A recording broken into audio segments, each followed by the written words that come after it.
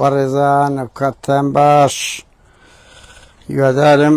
هەموو کاتێکتان هەر لە خۆشی و شادیدا بێت.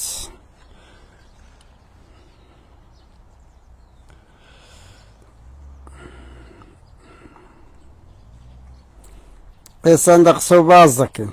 خەبەری سەیر. وەڵا خەبەرەکان قسەک سەیرە بەڕێزن بڕوا بکە. خەڵک هەموو خەریکی انتخاباتە.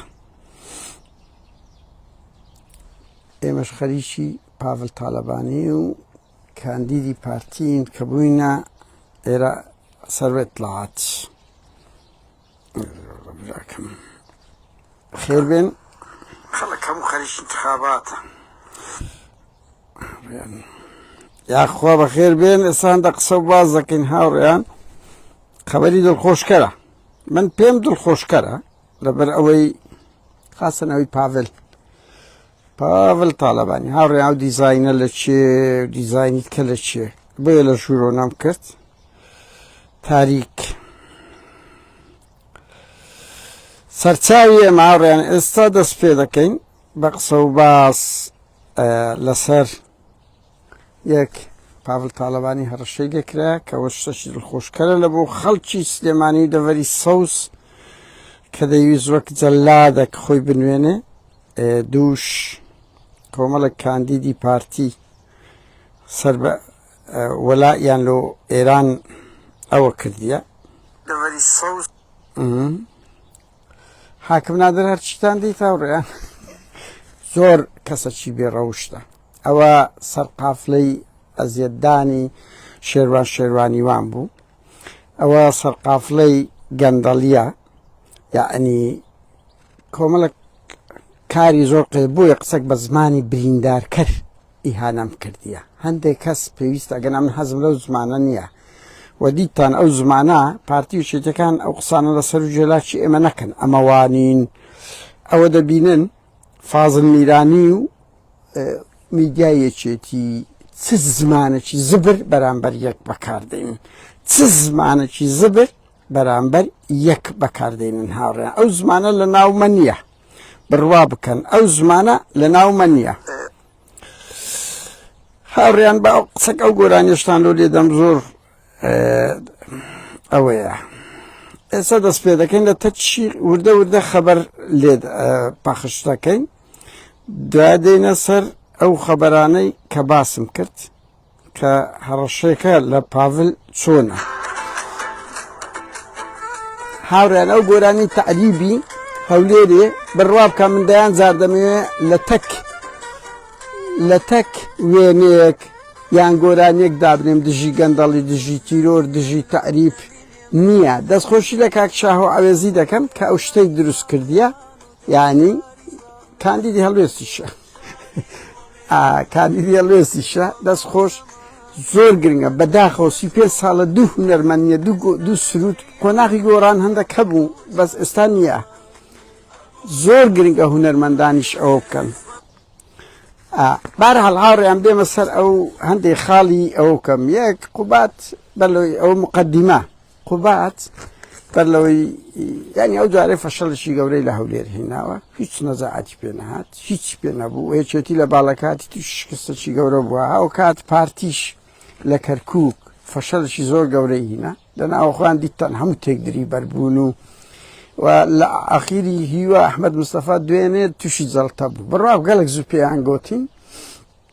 بەس ئەو نۆ خەبەرانە قسە قورسە دەبیت تەکید بکەیەوە.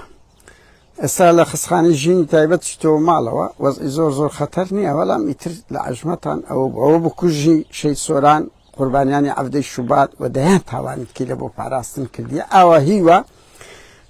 هەزاران کەسم دیتیە نەفرەت بارانت دەکەن ئەڵێن بریا بمرد بەوا بە لۆ خەڵکیترەیە کە ئەوە دەبی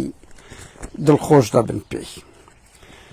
و هاوکات دیتان هاوڕێیەکێتی قوباد و پاڤڵ و هیچیان پێ نەبوو کە ئەو دووە لۆگۆیەکێتی هیچیان پێ نەبوو. بەرنامەی استراتیژی خزمەت گوزاری کۆمەڵە قسەی زبری پاڤڵ بەتایبەتی ئاخر زار بە پارتی و مەسعود بارزانی و ماڵی بارزانی گوت. هاوڕێیان شەڕەی هەیە کەمەک جددیە ئەمن ئازانم، یعنی ئەوە نییە دروست کراوی بۆ ئەوی دەنگ دەرئەوە بی بەشەرن کاکە ئەوانە عقلی پاڤڵ عقلشی زۆر مناڵانە و قسەکانیشی زۆر بریندارکەرە و ماڵی بارزانی شۆت پێ کردیە بە جددی بەس ئەوە دوو حاڵەتە یەک پاڤل بەخۆی لە عقلیوان دەسوڕێتەوە هەروە چیوانە زوو ڕەخنە لە ماڵی بارزانی دەگری دەبی لەوان باشتر بی هەمان مەدرسەیە دوو زمانەکەی زۆر بریندارکەرە هیچ فکری لە پشت نییە هیچ مەبدەعەکی لە پشت نییە سبەینێ پێک دێنەوە ئەوانە چارە نووسیان هەر ئەوەیە هەردوو پێکەوە چکو شەراکەتە دزیبوون و ئەوەکان زۆر زیاترە هەر بۆ زانیاریتان هاوڕێیان یەکێتی زۆر عیبە لە دەربەندی خان زەمال مینە کچەکت کاندید کردە ناوی شەیدا هادی حاجی کەریمە من هەندێک وردەکاری دەزانم بەس بڵاو ناکەمەوە ئەزانم کاک زەمال کەسێکی زۆر دڕەقی هەرچەندە هەندە شتت باشە بەس کەسێکی زۆر دڕەقی ئەتو کاندیدی ئەو ژنە باوا بڵێم ئەو ژنە دەری دەسوێنی لە کاتێکدا بنەماڵەکەی هەموو جاش بوونە بابی مامی و باپیرەی کوژرایە بەدەستی پێشمەرگە لەو هەموو بنەماڵە تێک و شەرەیەشیتیە و خەڵکی کەشیان ناردیە و هاوڕێیان یەکێتی و پارتی ئابڕوچوونە لە بۆیان ئابڕوچوونە کە بڕوا بکە لە دهۆ کێشێتی دەرێت لە دهۆک محافەزەی دهۆک وەرە یەک کاندیدی پێدەرناچی ئەو حزبە ئیفلاسە بسی برێ بڕۆ دەڕایان کەلدانی ئەو زەزەی لە خۆی توش کردەوە پارتیش کڕی ئەو کڕین و فرۆشتنە هەیە دەرێ مەیدانی حیوانانە یان ئەوەتە لە شرۆشە دەچی ئەوەی شوێنەچی لە شرۆشی هەن دەڵێ لە فندقەچی لە شوێنی کاکەم دوو ژنم دەوێ یان کەدەی هینی دەیبەی لە سەجەی سەعاتێک 2 سەعات 10 سەعات یان شن هەیە پیاو دەبا ها ئەوە شەیە لە ئەوروپا دەیکڕیتن ڕێک وانە قیمەی بێ ئەخلاقیە تاچی کورد سڵ لە هیچ ناکاتەوە هەموو بێشەرمیەک دەکەنە نۆرمال ئەوەی دهۆ چێکرا و لە ئەوەش پارتی وێچێتی لە ناو هێزی چەکدارەکانیان داوا دەکەن خەڵک دەنگ نەداتە حزبەکانی خۆیان بڕوا بکە دەنگ بداتە کۆمەڵک کۆتا تا دەری بچێن تا کۆمەڵک دەرچن هاوڕێن بەلەویستمە دوان شتەیە من دوێنێ بەنیاز بووم کەیسی کاک ڕێبوار باز بکەم هاوسەری ساوێندا ئیتر بەهەر هاڵوای لێ هات گوتیان باز مەکەوت خۆتانە خەڵک مەمنونیش نەبیان باس ناکەم بەڕاستیمە من خۆ پارەی پێوەرەگرم لە ڕەزا قورسی زیاتر لە بەرامبەر پارتی هیچ کەو نابم باز بە بیرم هاتەوە یعنی کۆمەڵێک ژن لە هەولێر تیرۆر کرانیا پارتی بەرپرسە ئەوە دۆسیێکی زۆر گرنگە هیچێک لەوانە حاکم ناز بوو کە لە قونسڵێت ئیتالیا ئیشی دەکرد پارتی هەوڵیدا ئەوراق و شتی لە بۆ بینیانی ئیش لۆ پاراستن کە نەیکرد کوشتیان 2015 بوو هەڵە نەبم حاکم برم ساوێن کەمال حوسێن کچی مامۆستا کەمال غەمباری کوڕەکەی سەرباز هەورامی تەشقەڵی زۆر پێکرد ژنەشی بەڕوومەت بوو کورد با کورد دەرێن بەڕوومەت واتە بەناموز بوو خۆی تەسلیمی نەکرد ئەخیری لە دووی زۆر مزایقەی کرد بوو لەسەر فلکەکانی مەسیفی وەرگەڕا مرد بەبێ ئەوی کوڕی سەرباز هەورامی تا ئێستا بگیرێەوە لە 2022 ئەمر قەبزی هەیە با ئێستا ناچێتەوە سەرباز هەورامی ئەزانم لەگەنێ چیرە سبەینتان تێک چووە بە تەما بووم باسکەم بەس بە هەر حاڵ با بۆ کاتەشکە بیت دەزانم نێچی لۆ لێت تووڕە بوو شتەکەت قەپ لێ هەرگرت وەمدان دەزانی مەسرور دەری کردێ کورە بابە ئەوەی ترا بار حاڵوتیان لەو ماوانە لە بەریتانیاش لە سەفارەتی قونسولی بەریتانیاش پارتیش قەڵەی بە ئافرەتە کردیە بەها دەست پێ دەکە دوی دەبی یارمەتیم دەیت هاوڕێیان پارتی هەوڵ دەدا لەو سەفارەت قونسڵخانە بە زۆرم لێ خەڵکەکان معلومات و نهێنیەکان بگەێنتە دەستی ساوێن ناس مامۆستا جیهان کە ئەویش هەوڵی کە تیرۆر کرا بردرا لە ئەوێن دەر کامیرەکان نییە لە کۆمەڵێک بەڵگە هەیە کە بنەماڵەکەی یەکێک لەو بنەماڵە تێک و شەرە هەولێریانە و شۆڕژێرانن بە تایبەتی چالاکی کاکشا خەوان و 2 ساڵە بەردەوام کەیسی خۆشەویستەکان لە میدیایە ئەویشەوە 3 کچە هەولێری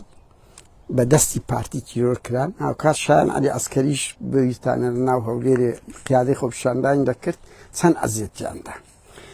چەند ئەزیەتیاندا ئەو کات کاک زریان ئەمین یەکێک لە قاسەکانی قوباتە دوای دێمە سەرت هەچەندەوتیان شەریف قاسە گەورەکەیە کا قوبات کۆمەڵک شتی ئەو لە ئەولات هەیە وچی پرۆپیرێژنان هەیە 20 بار کتەبی دێنە سەرت هاوڕێیان دوو خەبەرەکەمە دێمە سە دوو خەبەرە یەک بیرتانە من لەو ڕۆژانە گوتم لە 8 دەدرێ لەوانەیە لە 8 بدرێ کەتە ناو میدیا زۆر ئیسارە کرا دوای ئەوە سوودانی زۆر زەختی کردیە کە لێی نەدرایە ماناوەنە لێ نادرێ بەس ئەو زانیاریان لای من هەیە هەڕێم زانیاریە خۆ قابلە من ترامپ نیمە یان نەتەنیاهۆ نیمە زانیاریە بەس دڵنیام لەسەر چاوەکان بڕیار بوو لە 8 بدرێ دەمەکەدا ئەوە دەبی و هەلیان دێ دوسێ داخوازی هەیە یەک دەبی چەک بەس کلاشی کۆفیان نەکەن ببینێ و هەندە پاسەوانیان هەبی بودجەیان نابی هەبی تێکەڵ بە ئەنزیمە عێراقی بکرێنەوە و اقتصادیان نابی هەبی ئەگەنا لیان دەدەن سوودانی زۆر پێداگرە کە لیان نەدرێ بە تایبەتی ئەو ماوەی یعنی ئێستا ئەو گفتوگۆی هەیە ئەگەنا دڵنیابن لیان دەدرێ زوو درەنگ ئەو دیتان کەتە ناو میدیای عێراقی ئەوانە گرنگ ئەو قسەی من دەکەم هەم پارتیوچێتی دەزانن هەم حکوومەتی عێراق دەزانی کە ئاگادار کرابن لێتان درێ نێچیر گوتم دەبێت بە سەرۆک هەوڵ هەیە هەوڵ لە بۆەوەی یعنی شێک لە کارتە هەرە بەهێزەکانە هەم ئەمریکا لێ قایلە هەم ئێران هەم تورکیا هەم ماڵی بارزانیش دانێ و تاالبانی پارەشی پێوێنن بەرەو بەغدایی ببەن بۆ ئەوەی بەخۆی بەس ماڵی مەسعودی سەرپەرشتی حکوومەتی هەرێم و هەرێم بکاتن ئەو بەرنامەیان لەدەستە ئەوە لەو ماوانە لە ڕوودا و عادل باخەوان و محەممەد ئەحسان کە دوو پیاوی نێچیرن بە ئاشکرا بانگەشەیان کردوتە نێچیر باشترم کادیرەم و ئەهێ لە بستە بەغدایە کورد لەوێن دەرەوە لێرە لە لینک دادنم ئێستا زانیاریەکەیە ئێران ئیش دەکە تورکیا ئیش دەکە یعنی ئەو وڵاتانە ئیش دەکەن بە تەک ئەوەی پارتیویشێتی سەربە و بەرانەن بە خەتی گشتی هاوکات هەریەک لە وڵاتانە هەوڵ دەدەن کاندیدەکانیش بکڕن ئێران دەیان کاندیدی شیعی کڕیە دەیان کاندیدی شیعی کڕیە جگە لەوەی سەر بەخۆی نە بەڵام دەشیان کڕی چکو هەیەیانەوە سەدر تەسلیمیان نابێ مەسەنە ناو سەدر دەکری بنمونە لە ناو مەجزعلەی دەکڕی لەگەر ئەوەی سەر بەوانن بەڵام هێشتان دەیان کڕی 100% دەوێت مەسن پارتی لەگە میت ئاوایە بەڵام لەگەڵ ئەوەش میت خەڵکیان لە ناو دەکڕی بۆ زانیاریتان ها یعنی تەجەسوسیان لەسەردادنێ بە ناوە خۆیان لە ناو پارتیش ئەوە شوایە من ئەوەی بزانم لە خەتی هەڵەبجێ دوو کەس کڕایە ناوەکانیش دەدەم بێم نەتیشم بەرن ئەگەر شکایەت دەکەن ئەگەر ڕوونکردنەوە دەدەم من بێم نەتم لەو نقطەی لەبەر ئەوی شت هەیە بەڵگە هەیە کە دەرێن بەڵگە هەیە بێم نەتم وەرە لێرە شکایەت بکە هەر ئەوەندەیە ئەو دەمی ئەمەش لە مەحکەمە دوو شتی خۆمان بە دیار دەخی نەزاکەت ژنەی یەکگرتوو بوو بۆ هێچێتی بۆ پارتی وازە مثل ئەمە ڕاگەیان بە ئەنجامی ئەنجومەنی ڕاگەیاندنی پارتیە لەگە ئێرانەکان تەنسیقی کردیە کە ئەگەر دەربچی ئیشان نەبوو بکات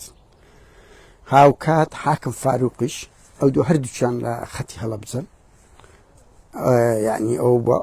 حاکم فاروقیش لە لقی دوازەیە چەندە ئەویش لەوێن دەرە هەردووچیان وعدیان بە ئێرانیەکاندا ئیشان نەبوو بکەن و ئەوانش ئیشاندا بەس زەحمەتە دەربچن و پارتیش دەزانی ئەمنەوەم لە پارتەکان زانیە بەڕاستی لە قوڵایی پارتەکان زانیە ئەو خەبەرەیە کە پارتی تو شۆک بووە کە هێشتا کاندیدی دەرنەچووە کڕین و فرۆشتنی کردیە کورە براڕەوە ڕێبازی بارزانانی هەمووی ئەو شتانەیە ها دوو خەبەرە ئەسڵەکە من بەرپرسم لەو خاڵی کە دەڵێن بەرپرسم خوار ئەوەندەم پێ دەکرێ دەشبینن ئەمە لە ماوەی ڕابردوو گوتمان ئەمریکیەکان لە پاڤل نیگەرانن پەیامیان بۆ ڕاگەیاندێن نابی فەوزا دروستکەی فەوزا ئەمریکیەکانەوە نین بڵێ وەڵایی کاکە وەکومە ئازادی خوازن و حەق و ئیساب ئەوە دەکەن نا بەڵام پێشیان خۆش نییە هیچ فەوزایەکە بی پێشیان خۆش نییە پاڤل دیکتاتۆرەشکە بیت لەو ڕوانگاوە یعنی خەڵکەی زۆرش ئیشی لەسەر کرد هاوڕێیان یعنی دەمەوێکش بزن ئەو ڤیددیو سوسیال میدیانە دەکرێت بڕوا بکەن زۆر کاریگەری هەیە لەبەر ئەوەی کۆنسولی و سەفارەتەکان دێن تەمەشا دەکەن چ کەیسێک لە کوردستان لە عێراق لە ئێران ئاکتیڤە لەناو خەڵک مزاهرە دەکرێت لە سوسیال میدیا دەبتە گەورە ئەوانش دێن احتیمامی پێ دەدەن برا ئەو سەفارە قونسڵخانانە لۆ لەوێن دەرن لو هەندێک لەوێن متابعە دەکەن چاودێری دەکەن دەبتە راپۆرت ئەتو هەر قەزێک کرد ئیسارە کرد زۆر گەورە کرد ئەوانیش دێنە پشتی لەو ڕوانگەوە قەزیەی لالەزار کە دەستخۆشی لە هەموو ئەو کەسانی کەش دەکەم کە گەورەیان کرد لە پاڤل تاالبانی پاڤل تاالبانی مێشکەشی مۆسۆلۆنی و هیتلەری هەیە بڕوا بکەن مێشکەشی ماڵی لە مەلا مستەفا و مەسعود و مەسروری تێدا هەیە یعنی ئەو تەحەدای پارتی دەکا بەس هەمان مەدرسەیە هەمان عەقلیەتە بە قوربان ئەمە خۆچێشەمان ماڵی بارزانی ناوەکان نییە یان ڕقی شەخسیمان هەبێ ڕەفتارەکانی ماڵی بارزانی کە ئێرهابیە کە خەڵک دەگرن کە قانون جێبەجێ ناکەن کە حزبیان کردە قەشمەریخانە هەمان شت پاڤل دەکە بۆیە کەس ناڵێ پاڤل دژی پارتیە بە هەمان کەرەسەیە وەکو مۆسۆلۆنی و هیتلەر دژیەک بین چ فەرقیان هەبوو بە هەر حاڵ یان ستالین و هیتلەر چ فەرقی هەبوو ڕەنگیان دەچەپەکان دەماریان شۆت بکە بەس چ فەرقی هەبوو هەردوو لە دەیان ملیۆن کەسیان کوشت بە هەر حاڵ بێنە سەر ئەوە لەو ڕوانگەوە ئەمریکیەکان لە کۆنیشدا بەس نوێترین شت من ئەو قسانەش دەکەم جێم لێ نییە چەند کەس دەری ڕاستە ڕاست نییە بەس پاڤل دەزانی مەسرور دەزانی پارتی و یەکێتی دەزانی هەڕەشەی جددی لە پاڤل کرایە جددی لە بۆت نییە ئەو دیکتاتۆریەتە بەردەوام بکەی کاردانەوەی توندمان دەبی لە بەرامبەری ئەو جوملەی ئەوەی ئەم بزانم پێی گوترایە و پاڤل ناوێری و پێشتر بەرنامەی هەبوو ڕۆژنامە نووس تیرۆر بکە ئەرهابەکی زۆر بکە ئەگە سەیریکەن هەمووی ڕاگرت بڕوا بکەوە تەما بوو خەڵکیکە لە فاروقی مەلا مستەفا تیرۆر بکە ڕۆژنامە نووس تیرۆر بکرێ کۆمەڵەکیان بخاتە زیندان و ئەو زیندانیانەی بعد لالەزار وا مامەڵەیان لەگە نەکرا هەڕەشە و فشاری هەر لە خۆتانەوە بگرن ناو سۆسیال میدیاوە بۆ ئەو دەوڵەتانە پەیامیان پێگەیان کە ئەوانەوە نییە بڵێن دیفاع لە لاهور دەکەن یان ئەوەتە سەد خەمی مافی مرۆڤ و ئازادی بیرۆ بەس قبولیان نییە فەوزا دروست بکرێ قبولیان نییە زۆر لە ئێران نزیک بتەوە قبولیان نییە دیکتاتۆرشکە لە منتیقە دروستبی لەو ڕوانگەوە پەیامی جددی دراوە من بەرپرسم لەو شتەیە و دەشبینین لە سیاسەتی ڕۆژانە پاڤل وەکو کۆن ناوێری خەڵک بکوژی وەکو کۆن ناتوانانی مزایقی خەڵک بکات ئەو ژینگەی ئەو چەند مانگەی دروستی کرد سەرۆکە حزبی خستە زیندان یەشێک لە کادیرە ئەساسیەکانی ئاسیا سێلی تیرۆر کرد لالەزاری کرد ئەشکەنجەی زۆری خەڵکیدا دیتان ئەو ژینگەیە ئەگە هەست پێ بکەن ماوەکە ڕاوەستایە باشتریش دەبی با ئەگەر پیاویشە من هەر ئەوەندە دەڵێم پاڤل ئەگەر مردی بوێرە درێژەی بەو ئەوکە من ئەوە تەحەدات دەکەم باشە لە بۆ ماوەیە باشکم پاڤل بێعقڵێکی دەکاتن هەندێک تاوان دەکاتن بزانێت چ کاردانەوەیەکە توش دەبی من هەر ئەوەندە دەڵێم باشە کاردانەش ئەوە نییە برم هاڕیان بچن بیگرن وەکو ئەوەی پەنەما بیگرن و یان بیکوژن ناباش تونتر دەکەن نەگەری وەکو ئێستا بایکۆتیان کردیە بڕوا بکە بەتەما بوو چوو بە سەفارەت و ئەوەی ئەمریکا فەشەلیینە برم ینی هەولیدا کە دیدار بکە لەگەر ئەوەی ئەم بخۆم یەک لەوانە ڕامگەیان بەتەما بوو ئیستقبال بکری خەڵکی باش زۆر کە تەمەعبەینێ لێیان نەگەڕە ئیستقبال بکە یعنی ئەو مزایقەشی زۆرەیە چێتی وەزعی زۆر خراپە ها نە استراتیژی هەیە بەوەی لالەزار کو مەسرور بارزانی لەسەر زیندانیانی بادینان تا ئێستا نەبوویتەوە کوڕەکەی ئەو دەمی و گەورەترین شکستی تووشی دیبلۆماسیەتی سیاسی کورد کرد و تووشی پارتی کرد هەموو دیدارانەی تری کرد بە پارە بوو حتا ئەو کەیسەی ئەمریکاش بەشەکی ئەو عەقڵیەتەی مەسرور بوو لی دروست بوو کە ئەو کابرایە دێ بە قەڵەگایی شت دەکاتن منەتی ئەمریکای نەزانی کاکە جێگری وەزیری خارجیە پێی دەرێ بەریان بدا وا مامەڵەم کە مەسرور فشەی پێ کرد ئەوە دیتیان پاڤلیش لەوەی لالەزار منەتی کەسی نەزانی ئێستا تێک کەتیە دڵنیاتان دەکەمەوە بناڵێن گرتن نابی و چکۆن هەرچکو لە قۆناغی تاالبانیش هەبووە لە قۆناغی یعنی لە نوتیەکەوە ئەو شتە هەبووە گرتن دەبیتن لێدان دەبی بەس ناتوانانی وەکو لالەزار بکە ئەگەر مردی شەبابیکە من هەر ئەوەندەی پێدەم پاڤل تاالبانی ئەگەر مردی بڕۆ وەکو ئەو مانگەی لە لالەزار کرد بزانێت چه ئایندەیەکتی هاوڕێیان ئەو وڵاتانە عێراق ئێران ئیلای ئاخری کە دەڕوخێن یان مزایقە دەکرێن خۆ هەمیان ناڕوخێنن تەنجیان پێڵدە بانقەکانیان مەسەڵەن بە دووری مەزانن پارەی هەموو ماڵی تاالبانی بلۆک بکرێ بە نمونە یەک لەو نمونانەیە بە دووری مەزانن دادگایانوشی ماڵی بارزانی لە بۆ بکەنەوە یعنی ئەو شتانە دەست پێ دەکاتن زۆر ڕێگای هەیە دنیا هەر ئەوە نییە یان ڕوخان یان تەژێ نەنا یعنی وەکو ڕەش سپینیە دەیان ڕەنجیتر هەیە پاڤل وەزعی زۆر خراپە لە بواری نێودەوڵەتی هەمووشی لەسەر ئەو عەقڵە دیکتاتۆریەی بەگشتی و ئەوەی لە لالەزار کردی ئەوەش ئەوە نییانیم بڵێم وەڵاوی هاوسۆزیەکە لەگەر لاهور شێخ زەنجی نانا لایان ئەوە لەسەر ئەو عەقلیەتەیە ئەو وڵاتانە نانەوێ ئەو هەموو سەدامە دروست بی و ئەو فۆزایە لە منتیقەبی و پاڤل ئەوە منەتیان نەزانی چکو پێیان گوت بوو مەسەڵەن هجووم مەکە بەریتانیا پێگوت و ئەمریکا پێگوت هەر کردی کە کردی ئێستا ئینزاری وەرگرتە ئینزارەکەش جیمە هاوڕێیان من ئەوە دەڵێم ئەوەی ئەم بزانم توندە بەڵام ئێمەش خەبەرە لۆمان هاتیە بەزەم دقیقم لە هەندێک سەرچاوە هەیە یعنی ئەمەش ڕۆژنامە نووسین وەکو هەموو ڕۆژن خەبەرە بۆمان دێت ئەوە دەبی لە کو ئەوانەی مێچیر و حەشت ئەوانن کە باسم کرد دوای ئەو کاتە ناو میدیا ئەوەش دەبینن و سیاسەتی پاڤلیش دەبین کرانەوەی تێدا دەبی بەس ئەو کرانەوەی بە جێڕاکێشانە نەوەکو لە کرانەوەی خۆی دەبی و بە هیواشم خەڵک لە سلێمانی ئەوەندە قەلق نەبی هێزی گەورەیان لە پشتە خەڵکی باشێ ئیش دەکا لەسەر ئەو کەیسانە کاکە هەموو ئەمەندەیان کەسایەتی دەزانم لە ئەوروپا لە ئەمریکا کاکە خەڵکی کوردستانە ئیشی جددی لەو ناوەندە جیهانیانە دەکات لە بۆ ڕاگررتنی ئەرهابی پارتیۆچێتی سەیری هەر ئێمە مەکەن ئێمە لەوگۆین دەیان کەسایەتی ترێ لە ناو ڕۆژنامەکانە پەرلەمانتارە لە ناو حزبەکانە لە دەستگای هەواڵگریە ئەوانە هەموو لە خەمی نیشتیماندانەها حەز دەکەن کوردستان ئەو بی مزایقە دەکەن زەخت دەکەن راپۆرت بەرز دەکەنەوە یعنی لە هەموو شوێنێک بۆیە خەڵکەکی باش لە پشتە ئەمە بەشەشین لە لۆگۆی دەموچاو بەس دەیانی کە هەنا بڕوا بکە ئەمن لە کچ و کوڕ چەندینی کە دەناسم دەقاتیمە ئیش دەکەن لە بنەوە ڕێگری لە پیلانەکانی پارتیۆچێتی دەکەن هاوڕێیان سوپاسان دەکەم انتخاباتی شەمە هەموومان منتەهین یعنی بەڵام لەگە هەموو حاڵەتێک زۆر کەس بایکۆت بکەن بەڵام بایکۆت دەکەی چ دەکەی دادەنیشی ڕاستە مەسعود بارزانی کابرایەکی نەخوێندەوار ئەو ڕۆژە هات هەرڕاست دۆ شاوی تێکەر کرد هەندێک دەرێن قەزی لەوەیە کە کورت هەر 60 کورسی دێنی سابتە بەس نا قەزی لە تەزویرە بەڵام هەموو شتێک نییە چکۆگەر هەر تەزویر بی باشە بۆ ڕستەیکەن باشە لۆندە مشەوەش بوونە ئەو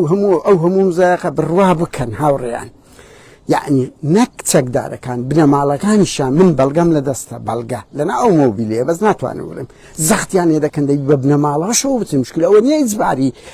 ئەوەکان دەکەن چەکدارەکان دەکەن کە دەچی بچی